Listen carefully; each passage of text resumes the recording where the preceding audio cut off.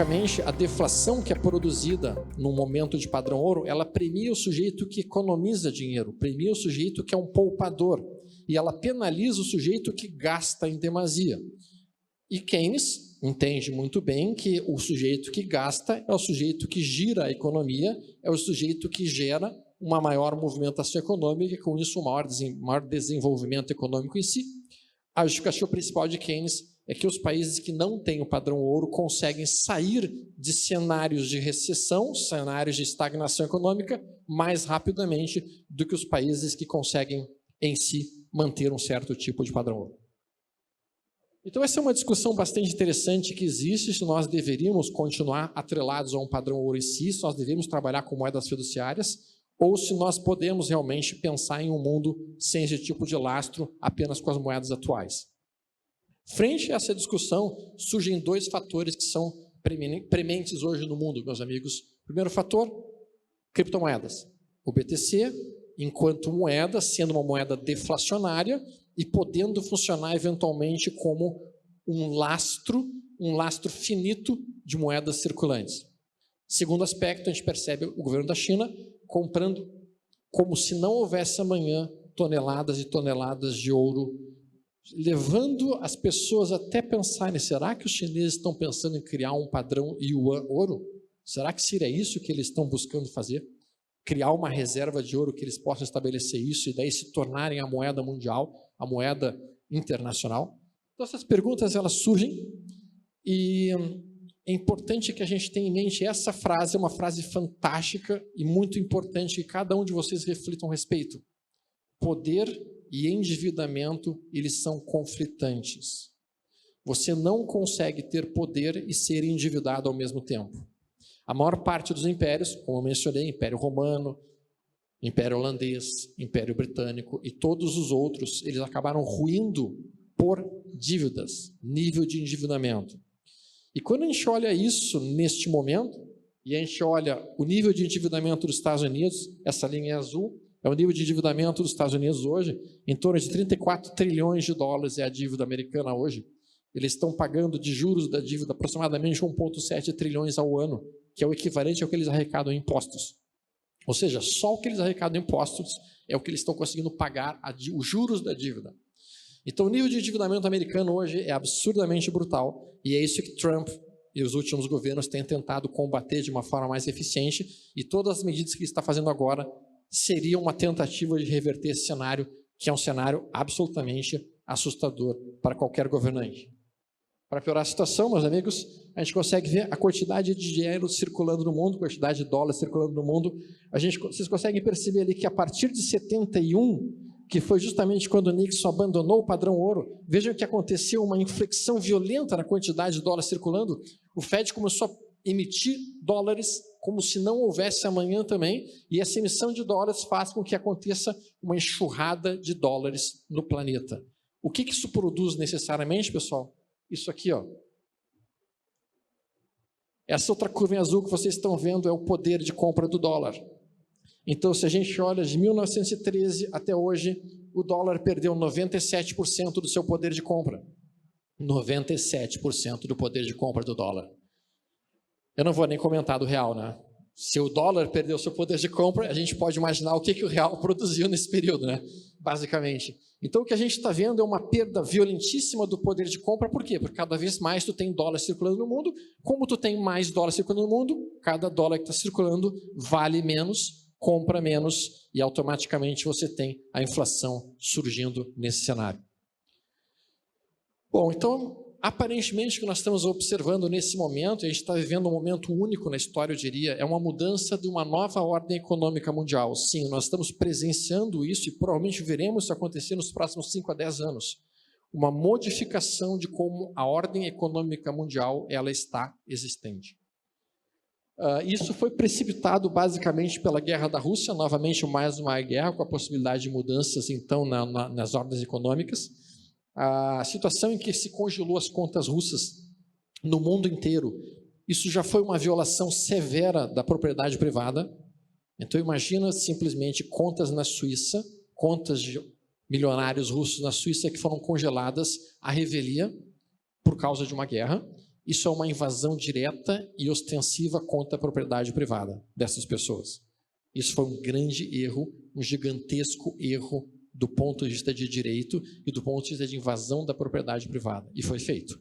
Para piorar a situação, a gente tem a perda de confiança no dólar, como a gente já mencionou agora há pouco, o congelamento de propriedades privadas, em que milionários russos tiveram seus bens confiscados, casas, iates, móveis ao longo do planeta inteiro, simplesmente porque foram impostas sanções econômicas contra a Rússia em si. Em última análise, senhores, todos vocês aqui nessa sala estão a um botão de perder todos os seus bens. A um botão.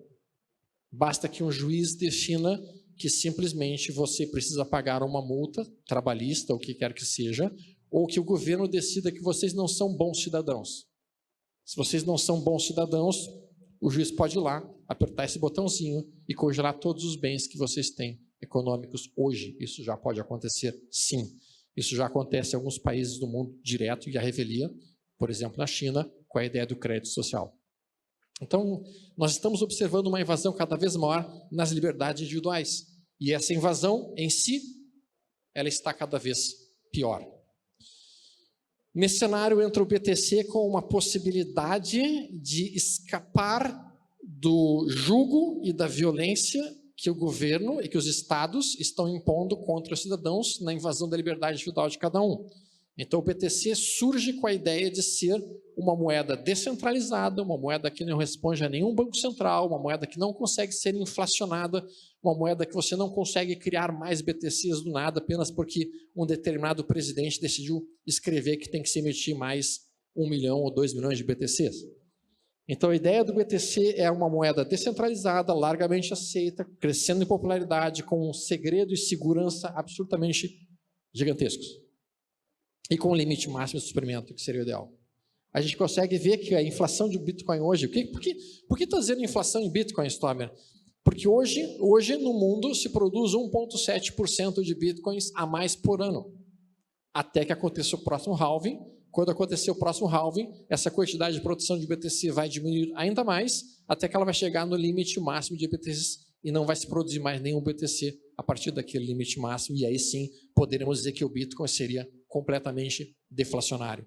Algumas criptomoedas, como o Ethereum, chegam a ser deflacionárias, porque de tempos em tempos eles produzem a queima dessas moedas, eles diminuem a quantidade de Ethereum circulando no mundo, e isso automaticamente torna essa Ethereum mais escassa e, portanto, deflacionária.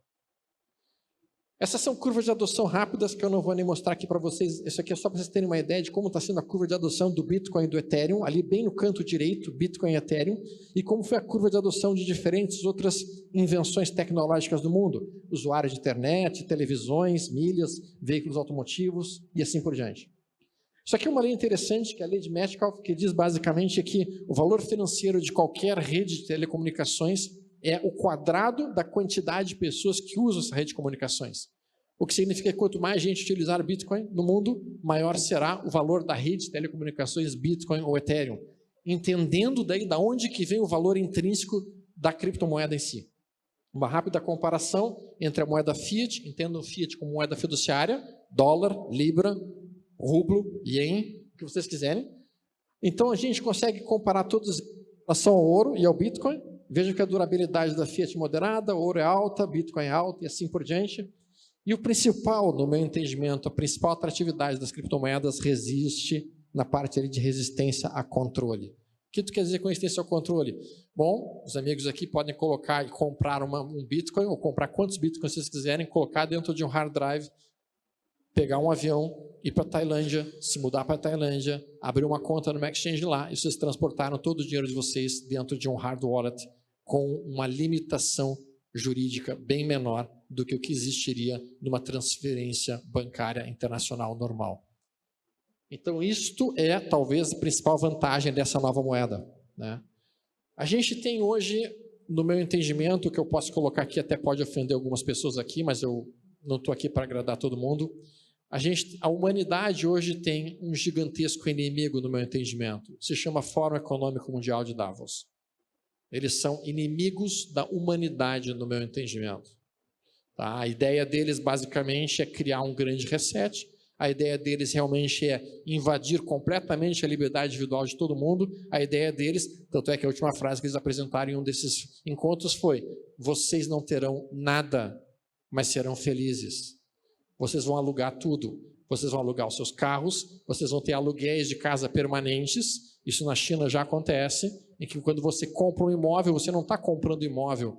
Você compra o direito de viver naquele imóvel até você morrer. Depois que você morreu, o imóvel volta para o Estado.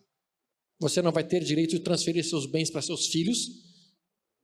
É algo absolutamente grotesco, essa realidade que o Fórum Econômico de Davos está tentando criar para o nosso mundo. E eles estão evoluindo a sua agenda a cada ano que passa.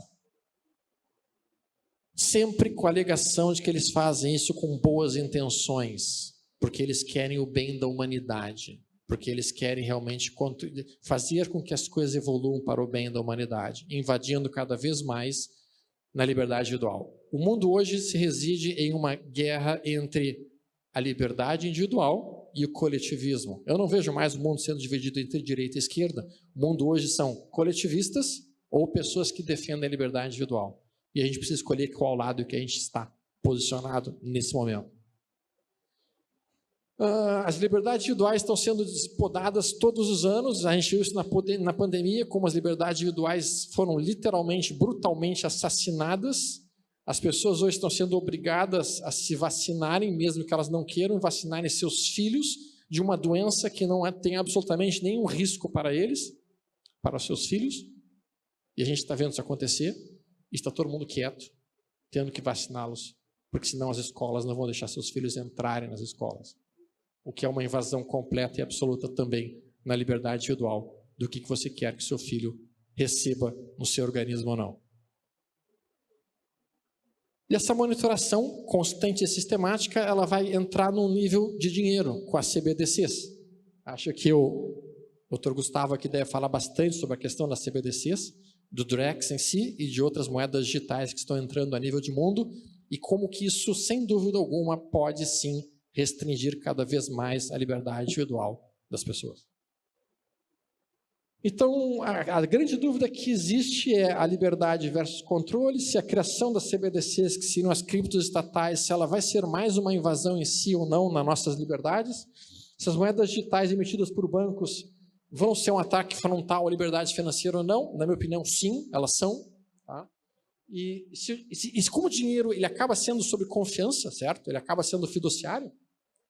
Se nós vamos ter realmente a possibilidade de continuar sendo os donos do nosso dinheiro até que o governo decida que nós não somos bons cidadãos. E nesse momento, a gente perde tudo o que a gente fez durante a nossa vida inteira. E qual será a nova hegemonia internacional? Porque sim, nós estamos vendo que os Estados Unidos, o Império Americano começa a demonstrar algum enfraquecimento, o Império Americano começa a demonstrar algum endividamento, muito endividamento, o Império Americano já não tem mais o poder que ele tinha no passado, e sem dúvida alguma isso prenuncia a chegada de uma nova potência internacional. Qual será? China? Rússia? Talvez um bloco de países? Talvez empresas, talvez instituições, ao invés de países? O fato é que, infelizmente, entre um mundo dominado pelos Estados Unidos e um mundo dominado pela China, eu prefiro o primeiro, honestamente, porque nós entendemos que a China não tem um histórico longo de respeito a direitos humanos e nem tampouco liberdades individuais. Então, a questão que nós vamos vivenciar agora, e essa vai ser a conversa principal que eu estou ansiosíssimo para ouvir o que o Gustavo tem como ideias, é se as inteligências artificiais poderão mexer ainda mais nesse intrincado complexo que é, basicamente, os conceitos de controle de reservas internacionais e de controle de mundo e de dinheiro. Então, a gente tem as inteligências artificiais entrando, robôs entrando no mundo, e como que vai acontecer quando 70% dos trabalhos manuais forem substituídos por robôs ou por automações? O que vai acontecer com essas pessoas? O que vai acontecer com as profissões? A tecnologia, até hoje, nunca chegou a ameaçar diretamente o desenvolvimento de trabalho pelos seres humanos. até que nós chegamos nesta revolução atual, em que simplesmente a tecnologia vai começar a produzir a falta de necessidade de médicos, a falta de necessidade de engenheiros, porque a inteligência artificial irá fazer tudo isso. Nós não estamos mais falando de trabalho manual, nós estamos falando de trabalhos altamente especializados que vão ser substituídos por inteligência artificial. E como é que isso vai impactar nos próximos 10 ou 15, 20 anos? Semana passada, a gente viu o Bill Gates dizendo que os seres humanos não serão mais necessários daqui a 10 ou 15 anos. Essa foi a frase que Bill Gates, que faz parte do Fórum Econômico Mundial, proferiu há 2 semanas atrás. Por que ele diz isso? Porque sim, 95% da atividade desenvolvida por seres humanos hoje poderá ser produzida por inteligência artificial ou robôs daqui a 10 ou 15 anos. E por último, deixa essa frase para a gente pensar. A verdadeira revolução não está apenas na tecnologia, mas na consciência das pessoas sobre o valor da sua liberdade financeira. A gente só se torna livre de fato quando a gente tem liberdade financeira. E hoje a nossa liberdade financeira está sendo ameaçada por uma série de motivos. Primeiro, pela falta de educação e cultura financeira. A maior parte das pessoas gasta mais do que recebe, a maior parte das pessoas está endividada. Voltando para aquela frase, quem está endividado não tem poder. Não tem poder para decidir sobre a sua própria vida. Primeira coisa que vocês têm que fazer nessa sala, vocês têm que liquidar as dívidas de vocês. Vocês têm que liquidar as dívidas, parar de gastar mais do que devem e adquirir uma liberdade financeira própria para vocês. E agora eu convido o Gustavo, porque eu estou ansiosíssimo para ouvi-lo. Professor.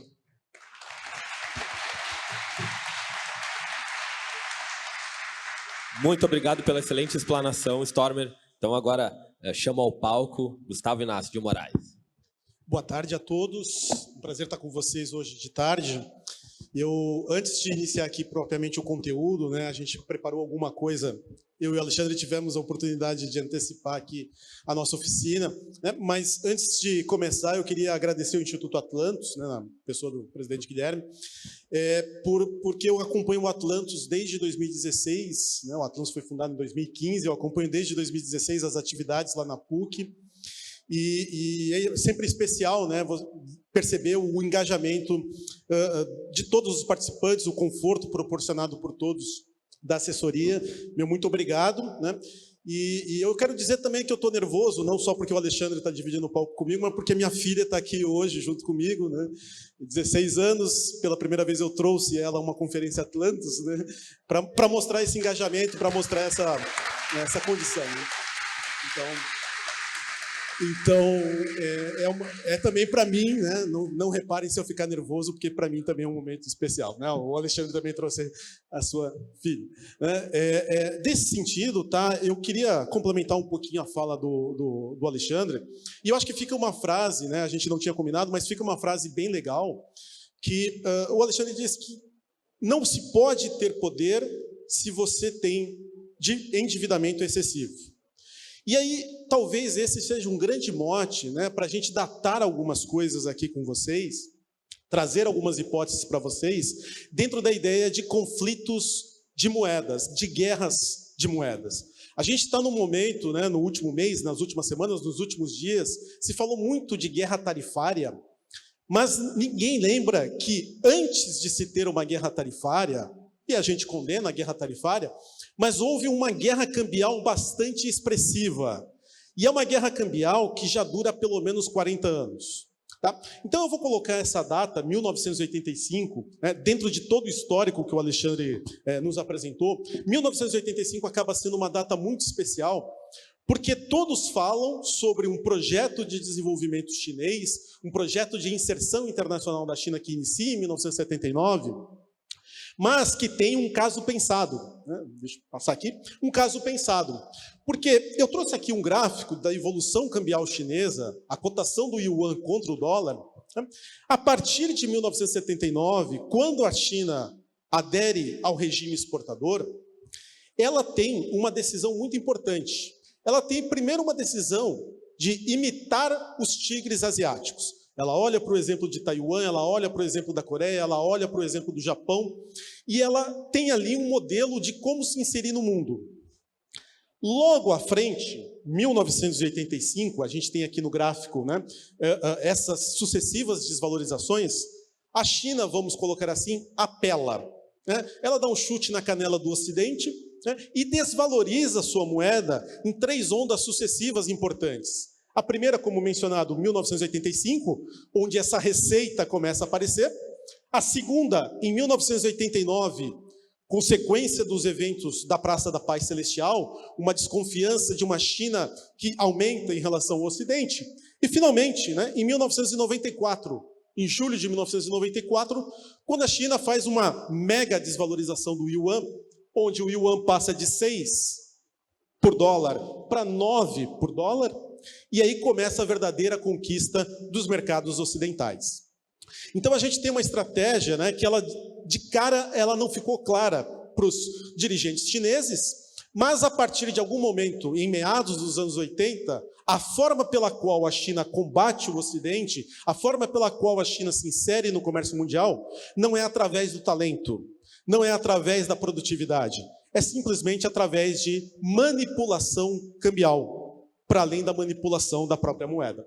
Então, essas sucessivas desvalorizações, cada uma delas justificadas à luz de um evento, né, elas promovem a China lá por 2001, né, quando a cotação cambial de 9 por 1 se estabelece, promove a China a principal parceiro comercial dos Estados Unidos.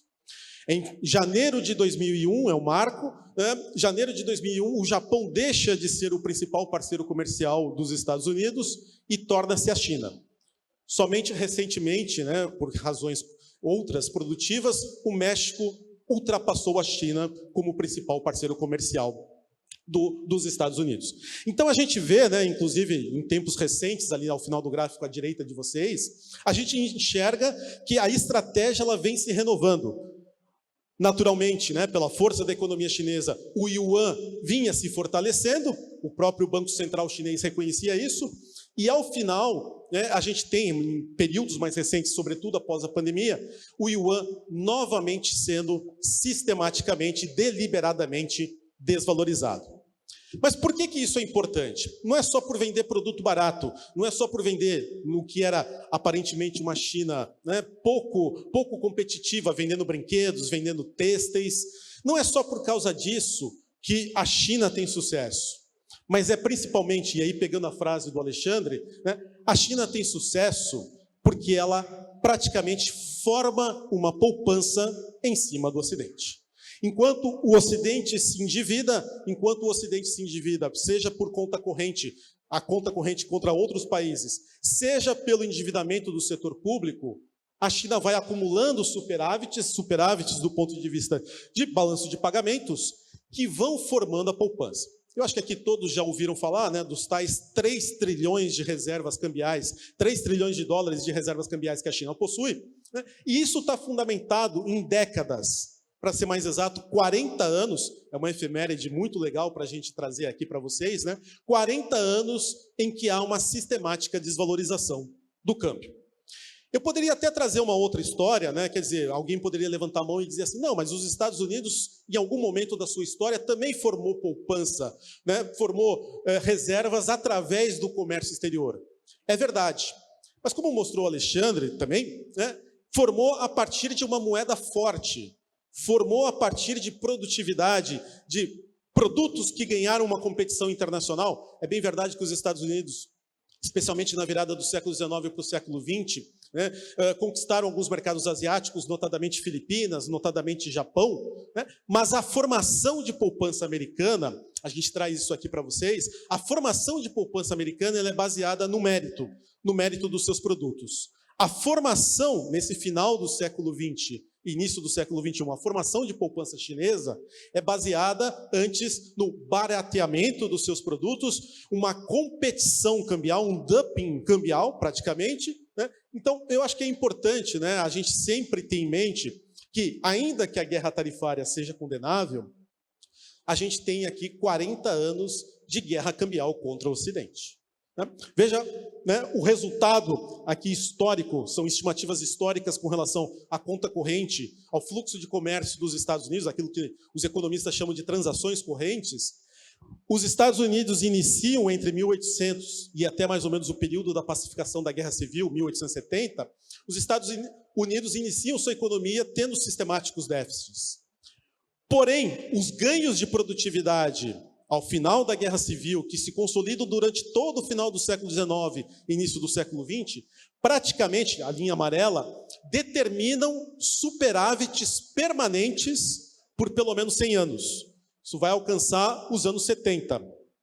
Quem é que vai substituir os Estados Unidos como grande poupador mundial? Uma economia que atrai capital, uma economia que transações correntes são positivas. Quem é que vai atrair? E aí, fundamentalmente, ali ao final do nosso gráfico à direita, na linha roxa, são os déficits americanos, sobretudo os déficits em bens e serviços, que fazem com que, então, a China passe a acumular poupança.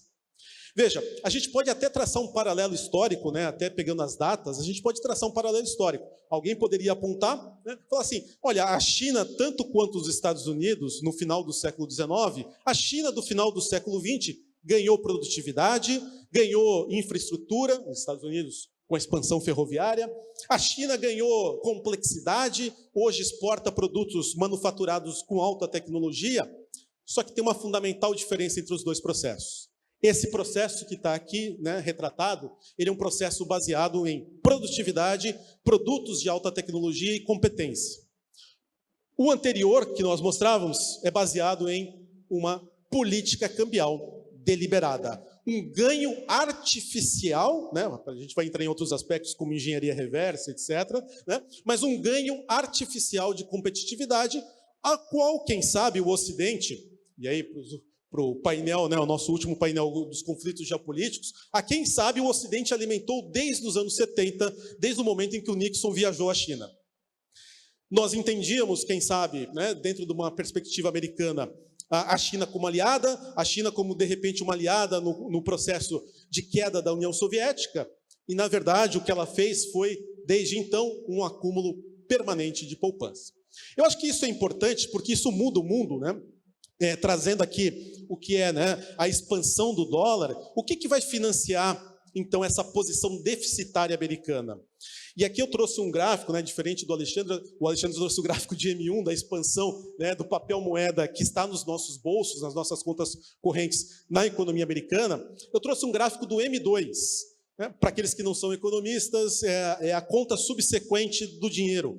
A conta do dinheiro um pouquinho menos líquido, aqui entram, né, títulos títulos públicos, que no conceito americano, uma sociedade que ainda tem algum grau de poupança individual, acaba sendo importante, por exemplo, para antecipar a inflação.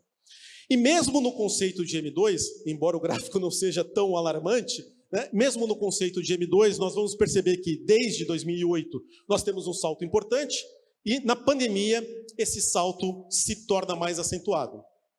Reforçando o que foi dito anteriormente, né, como é que você vai acreditar num título privado ou num título governamental que seja, que em 100 anos, menos até 90 anos, sofre 4 grandes desvalorizações? Tem emissão em 1933, ele tem emissão em 1973, ele tem emissão em 2008 e ele tem emissão em 2020. Né? Se a gente pegasse aí uma conta, uma emissão em média a cada 23 anos, uma grande emissão a cada 23 anos. Fazendo, então, portanto, com que nós não possamos acreditar num título, né, que a qualquer momento nós estaremos sendo tungados, nós estaremos perdendo valor. Esse é um elemento importante, né, porque, inclusive, fazendo até um parênteses aqui super rápido, a gente já enfatizava no evento do Atlantis lá em setembro na PUC, o Fed, o Banco Central Americano, normalmente fala numa inflação de 2%, como se fosse uma inflação super domada, super disciplinada. Eu queria que vocês não perdessem de vista que uma inflação de 2% significa que a moeda vai perder metade do seu valor em 36 anos. E que num tempo de vida, 108 anos, nós vamos ter o equivalente à perda, a 3 vezes a perda pela metade do valor dessa moeda. Então, uma moeda que, de repente, no seu nascimento vale 100, tem um poder de compra de 100, quem sabe no dia da sua morte vai ter um poder de compra de apenas 12,5. É bastante grave. Para portfólios que são normalmente constituídos em médio e longo prazo, isso não apresenta qualquer confiabilidade. Então, essa é a maneira pela qual o déficit tem sido financiado. Emissões monetárias, perda de produtividade, e aí nós temos, quem sabe, a posição da economia americana, a gente fala isso aqui um pouco motivando o pensamento e o debate que está acontecendo no dia de hoje, a posição econômica americana ligeiramente mais frágil. Como colocou o Alexandre, na medida em que eu pago o equivalente ao PIB brasileiro de juros, eu tenho uma outra, né, perspectiva de dificuldades. E pode se tornar pior. Né? Eu estou aguardando com grande ansiedade o último painel dos conflitos geopolíticos, porque se daqui a pouco eu tiver que financiar um conflito no leste europeu, se eu tiver que financiar um conflito no Oriente Médio, se eu tiver que financiar um conflito em Taiwan, não sei se tem toda essa capacidade de financiamento de um ponto de vista de uma moeda fiduciária permanecer confiável aos agentes econômicos. De algum modo, né, eu acho que é até interessante, o diabo se revela nos pequenos detalhes, é até interessante, né, imaginar que daqui a pouco nós possamos, em algum cenário mais extremo, voltar ao cenário da década de 30, de 90 anos atrás, no qual, inclusive, foram proibidas a circulação de ouro, né, para além da lei seca, foi uma época de proibições, no qual foi proibida a circulação de ouro, e, eventualmente, a gente pode imaginar, nos tempos modernos, até mesmo a proibição de criptomoedas. Porque a fuga de uma moeda em xeque, de uma posição americana em xeque, e inclusive, né, uma posição americana que a cada 23 anos tem uma grande emissão, é bastante justificada à luz dos eventos geopolíticos. Para exemplificar, né, você vai me perguntar assim, para onde fugiu a poupança? E aí, uma coisa importante, eu estou listando aqui os principais fundos soberanos do mundo, quem é que tem capacidade de investimento no mundo, e a gente vai notar que são poucos os países. Né? Estados Unidos não está no jogo. Né? Estados Unidos antes é um sorvedor de poupança do que um formador de poupança. Se nós observarmos a relação aqui dos principais fundos soberanos, aqueles países que têm capital para investir em outros, nós vamos notar que, dos ocidentais, quem está aqui é a Noruega, o Japão, e lá Singapura, e lá embaixo, Canadá, né? E aí apareceu finalmente um fundo americano pequeno em relação aos anteriores. Quem são os detentores de poupança? E aí é muito interessante você perceber que os detentores de poupança são os petrolíferos, posição da Noruega, por exemplo, justificada, os petrolíferos e China. Né? Ali tem o SIC, né? O SIC é o INSS da China, ele só tem 1 trilhão e 800 para investir, né? De novo, quase o PIB brasileiro, né? Para investir, e você vai reparar que para o Ocidente é cada vez mais difícil obter financiamento, se não, né, entrar em acordo, ou se não entrar em algum tipo de cooperação com esses países, sejam árabes, seja a China, que tem, claro, né, uma conformação política distinta, que tem uma forma de imposição da sua visão política distinta daquela que nós conhecemos, e que aqui sim nós temos um grande risco. Nós temos um grande risco no sentido de que o modelo que eles tendem a exportar sejam, né, impostos a nós, e que principalmente, né, a conformação das propriedades sejam transferidas para esses atores. Já está acontecendo em certo sentido, os árabes já estão mais agressivos nesse sentido, né, está chegando bastante investimento árabe no Brasil, e, né, claro, a gente não descarta agora que a China parou de comprar título americano, começa a comprar, no caso ocidental. Tá? Então, a gente tem aqui, talvez, para encerrar, né, uma memória que é importante. A única distinção que eu faria nesse gráfico é que a gente está falando de independências de regimes políticos. Mas, repare, o gráfico até ali na escala de baixo, isso aqui é cliometria, né, uma pesquisa econômica de dados históricos, a tentativa de reprodução de dados históricos, representa a parcela de PIB no produto mundial de cada um dos países. A faixa vermelha representa a história da China dentro da economia mundial. E você vai reparar, né, essa escala aqui de baixo não é linear, você vai reparar que a China perde participação precisamente quando o sistema capitalista entra, né, dentro da humanidade. China e Índia, a Índia, aquela corzinha marrom, né, perdem participação para o Ocidente. Estados Unidos, por exemplo, o Reino Unido ali na faixa laranja, E nas últimas décadas, final do século XX, início do século XXI, a gente vai reparar, né, ali na extrema direita do gráfico, a gente vai reparar que a China e a Índia já recobraram o seu papel. Isso aqui é uma estimativa da Universidade de Wageningen, na Holanda, né, e que eu acho bastante educativo, primeiro para a gente perceber que, independentemente de nós gostarmos ou não, na medida em que países copiam os sistemas de produção de outros países, nós vamos ter uma distribuição que quase sempre é determinada pela população. Segundo aspecto que eu quero aqui trazer para vocês é que, dada, infelizmente, a conformidade política, o arranjo político feito na China, provavelmente aquele modelo tende a ser exportado não apenas pelo exemplo, mas tende a ser exportado também pelo acúmulo de poupança. Então, né, o que a gente tem aqui? A gente tem a confluência de um modelo político e de aquilo que é um processo natural da história econômica mundial, né, neste momento criando um grande desafio para as economias ocidentais.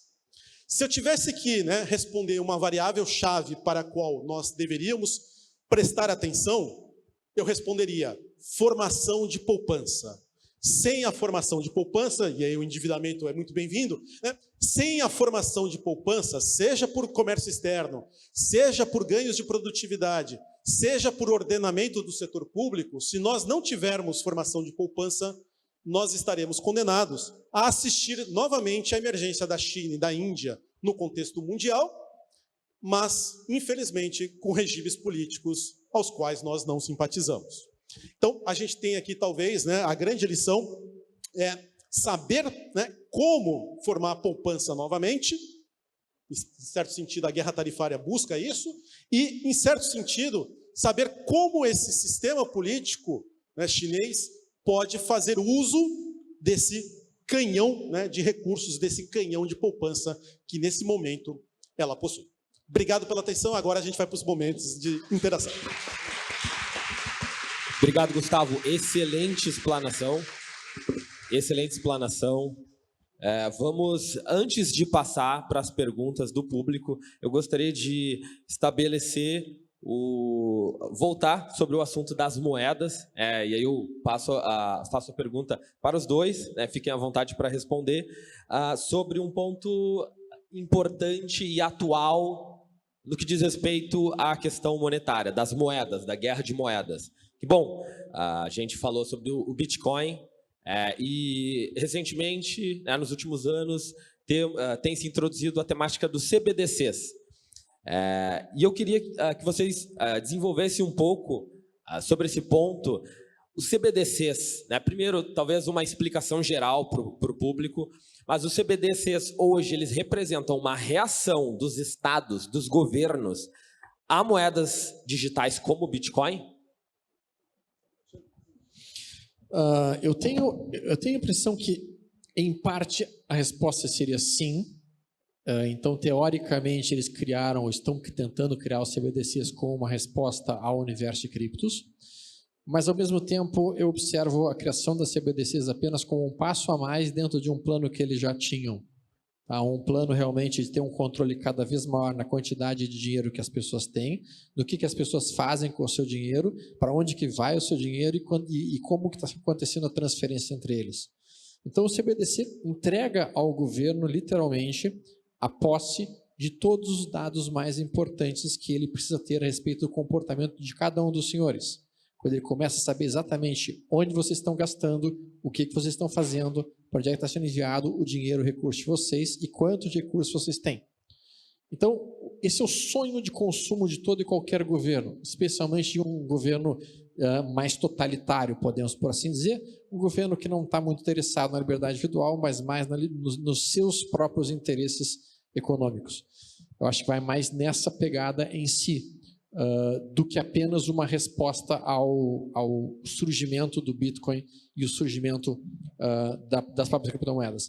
Existem várias teorias hoje a respeito do próprio aparecimento do Bitcoin, e é importante a gente comentar um pouquinho sobre elas. Algumas são teorias bem bizarras. Uma delas foi de que o próprio Satoshi inventou o BTC com o propósito de torpedear completamente o dólar e acabar com o dólar como a principal moeda internacional.